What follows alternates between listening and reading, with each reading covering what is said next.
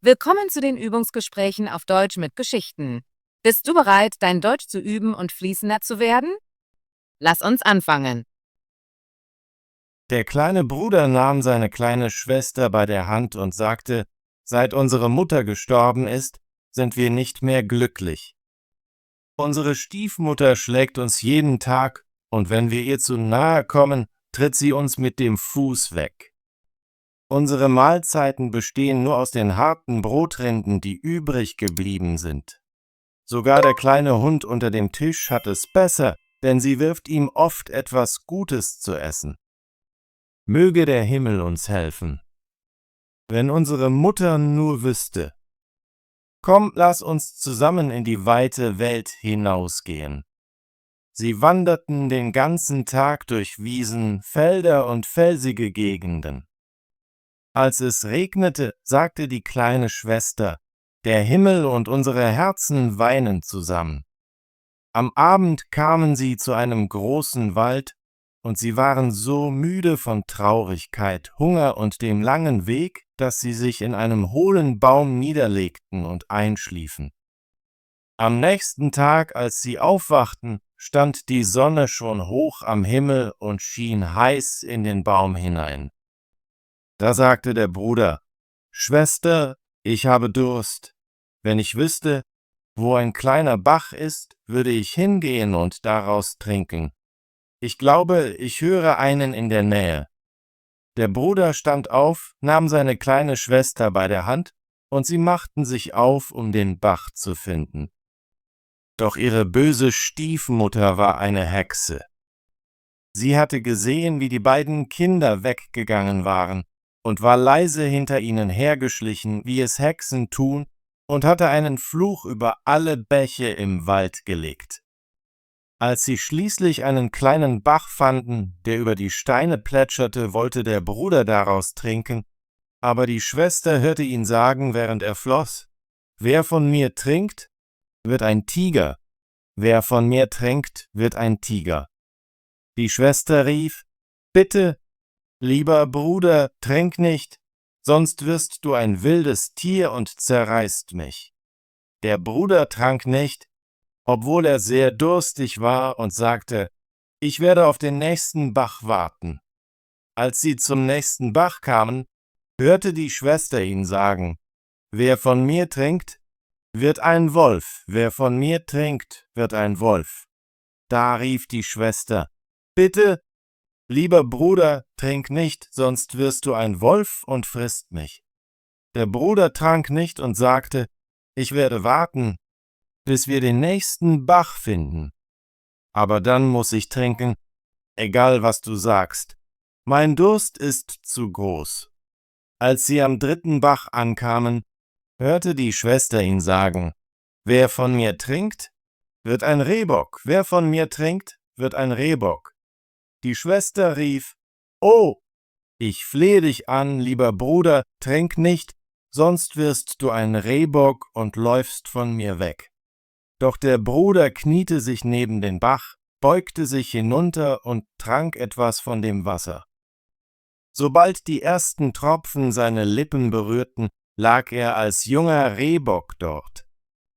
Jetzt weinte die Schwester um ihren armen, verzauberten Bruder, und der kleine Rehbock weinte ebenfalls, traurig neben ihr sitzend.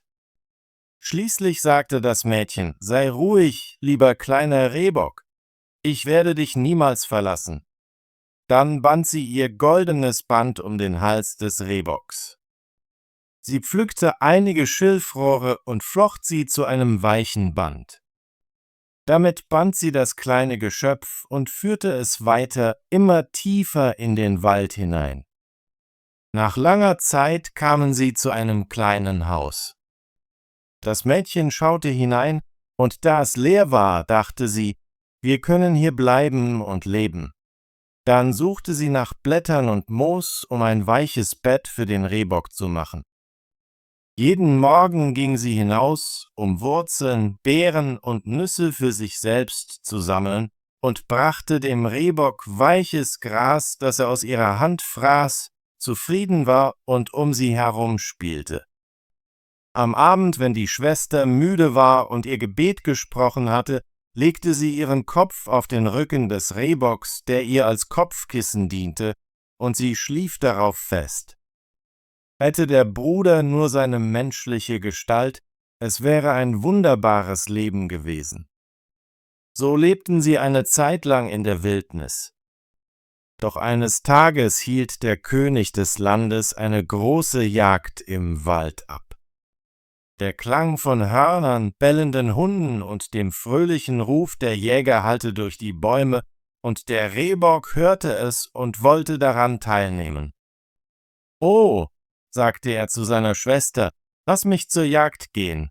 Ich halte es nicht mehr aus.« Er bat so sehr, dass sie schließlich zustimmte. »Aber«, sagte sie zu ihm, »du musst am Abend wiederkommen und an die Tür klopfen und sagen, »Meine kleine Schwester, lass mich herein, damit ich weiß, dass du es bist. Wenn du das nicht sagst, öffne ich die Tür nicht.« Dann sprang der junge Rehbock davon, so glücklich an der frischen Luft zu sein. Der König und seine Jäger sahen das hübsche Tier und versuchten es zu fangen, aber sie konnten es nicht, und als sie dachten, sie hätten es, sprang es durch die Büsche und verschwand. Als es dunkel wurde, lief er zur Hütte, klopfte und sagte, »Meine kleine Schwester, lass mich herein.« Die Tür öffnete sich für ihn, und er sprang hinein und ruhte die ganze Nacht auf seinem weichen Bett. Am nächsten Tag begann die Jagd erneut, und als der Rehbock das Horn und die Rufe der Jäger hörte, konnte er nicht widerstehen und sagte, »Schwester, lass mich hinaus, ich muss gehen.« Seine Schwester öffnete ihm die Tür und sagte, »Aber du musst am Abend zurückkommen und dein Passwort sagen.« Dieses Mal, als der König und seine Jäger den jungen Rehbock mit dem goldenen Halsband sahen, jagten sie ihn erneut, aber er war zu schnell und flink für sie. Das ging den ganzen Tag so, aber am Abend hatten die Jäger ihn eingekreist, und einer von ihnen verletzte ihn leicht am Fuß, was ihn hinken und langsamer laufen ließ. Dann folgte ein Jäger ihm zur Hütte und hörte ihn sagen, »Meine kleine Schwester, lass mich herein«, und sah, wie sich die Tür für ihn öffnete und dann wieder schloss. Der Jäger notierte alles und erzählte dem König, was er gesehen und gehört hatte. Der König sagte, »Morgen werden wir wieder jagen.« Die kleine Schwester hatte große Angst, als sie sah, dass ihr Rehbock verletzt war. Sie wusch das Blut von ihm, legte Kräuter auf die Wunde und sagte, »Geh zu deinem Bett, lieber Rehbock, damit du heilen kannst.« Die Wunde war so klein, dass der Rehbock sie am nächsten Morgen nicht spürte.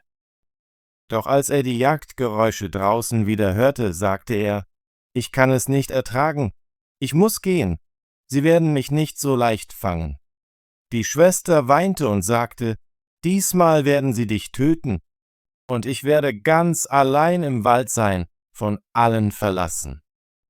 Ich lasse dich nicht hinaus. Dann werde ich vor Traurigkeit sterben«, antwortete der Rehbock.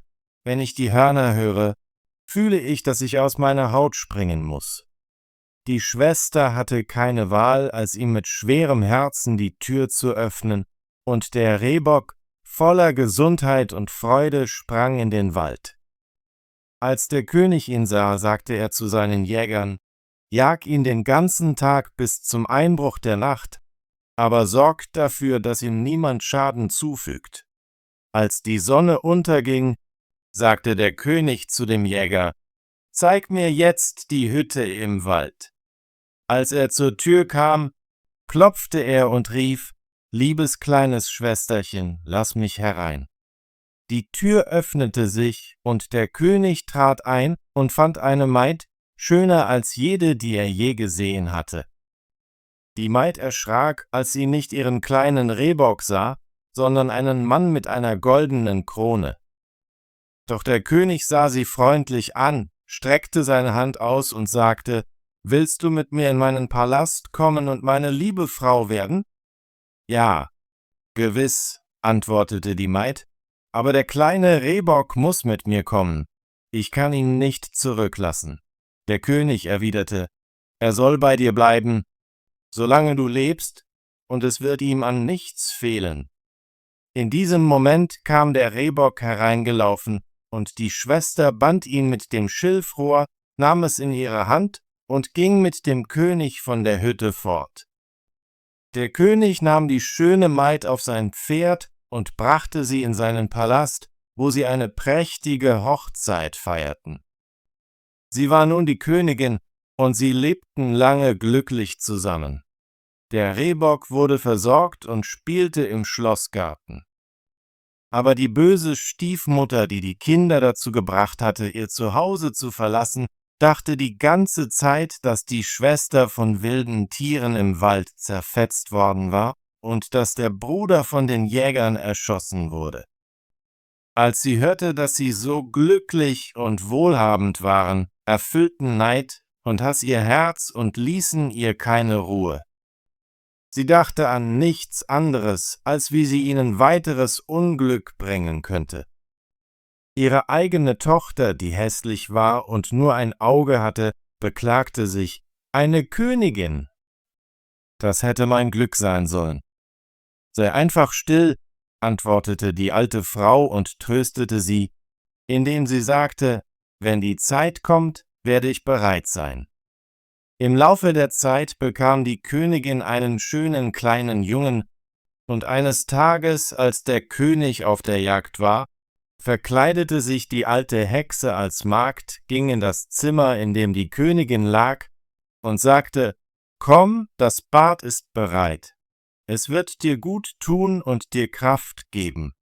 Beeil dich, bevor es kalt wird.« Die Tochter war in der Nähe, also trugen sie die schwache Königin ins Bad und setzten sie hinein. Dann schlossen sie die Tür und liefen weg. Doch im Bad hatten sie ein Feuer so heiß gemacht, dass die schöne junge Königin bald erstickte. Als dies geschehen war, setzte die alte Frau ihrer Tochter eine Nachtschicht auf den Kopf und legte sie ins Bett anstelle der Königin. Sie ließ sie wie die Königin aussehen, aber sie konnte das verlorene Auge nicht reparieren. Damit der König es nicht sah, musste sie auf die Seite ohne das Auge liegen. Am Abend, als der König nach Hause kam und hörte, dass er einen Sohn hatte, war er sehr glücklich und wollte sehen, wie es seiner lieben Frau ging.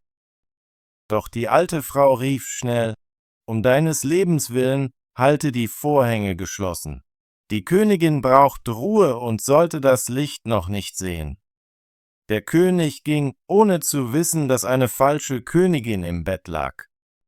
Aber um Mitternacht, als alle schliefen, sah die Amme, die mit dem Baby wach blieb, die Tür aufgehen und die wahre Königin hereinlaufen. Sie nahm das Baby aus dem Bettchen, hielt es in ihren Armen und stillte es. Dann richtete sie sein Kissen, legte das Baby zurück und deckte es mit der kleinen Decke zu. Sie vergaß das Rehbock nicht. Sie ging zu der Ecke, wo es lag, und streichelte seinen Rücken. Dann verließ sie leise wieder die Tür. Am nächsten Morgen fragte die Amme die Wachen, ob in der Nacht jemand den Palast betreten hätte, aber sie antworteten: »Nein, wir haben niemanden gesehen.« Das ging viele Nächte so weiter. Sie kam und sprach nie ein Wort. Die Amme sah sie immer, wagte aber nicht, jemandem davon zu erzählen. Mit der Zeit begann die Königin nachts zu sprechen und sagte: »Wie geht es meinem Kind? Wie geht es meinem Reh? Zweimal werde ich kommen, dann nie mehr.« Die Amme antwortete nicht, aber als die Königin ging, ging sie zum König und erzählte ihm alles. Der König sagte: »O Himmel, was ist das? Morgen Nacht werde ich am Kind Wache halten.« An diesem Abend ging er in die Wiege, und um Mitternacht erschien die Königin wieder und sagte: »Wie geht es meinem Kind, wie geht es meinem Reh? Einmal werde ich kommen, dann nie mehr.« Sie stillte das Baby, wie sie es zuvor getan hatte. Der König konnte nicht mit ihr sprechen, aber er beobachtete sie in der folgenden Nacht erneut. Dann sagte sie: Wie geht es meinem Kind? Wie geht es meinem Reh? Diesmal komme ich dann nie mehr. Der König konnte sich nicht mehr zurückhalten. Er sprang auf sie zu und sagte, »Du kannst nur meine liebe Frau sein.« Sie antwortete, »Ja, ich bin deine liebe Frau«, und in diesem Moment wurde sie wieder zum Leben erweckt und war frisch, rosig und gesund.